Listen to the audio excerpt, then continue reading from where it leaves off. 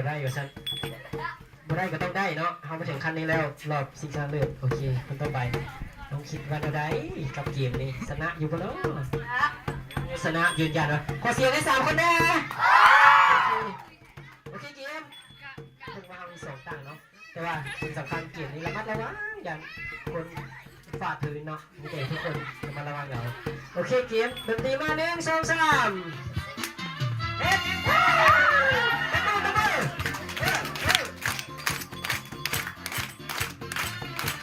เยี่ยมไปที่ต้นแรงเท่ากัน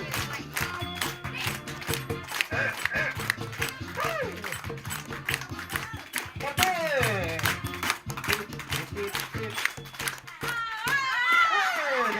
เคเดินน้องเดินไปถอยไปโอเคโอเค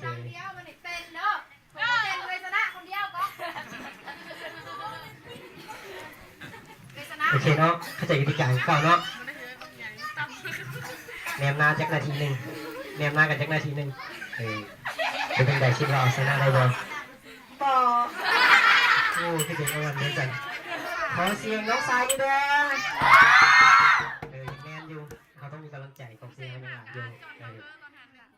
เป็นอะไรแนมหน้านาทีหนึ่งรู้สึกต้องใดเอาชนะได้บ่สุดท้ายวิ่งไปชนะว่ะขอเสียงแบ่งเสียนะงานไหนกำลังใจเขาก็ยังมีอยู่เกียมดนตรีเขาพร้อมบ่ไป1 2 3ตะโกนคุณสิอะไร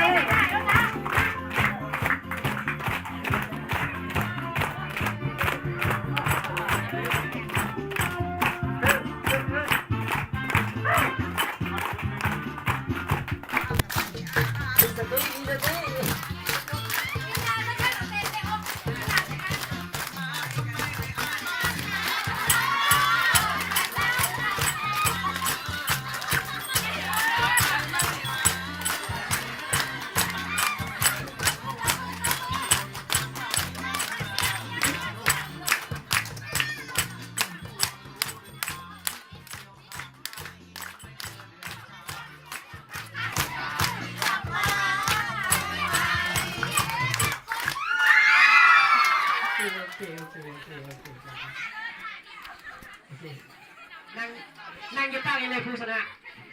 นั่งกีตาร์เป็นพยาเลยเนาะอันนี้คือผู้เก่งกาสามารถ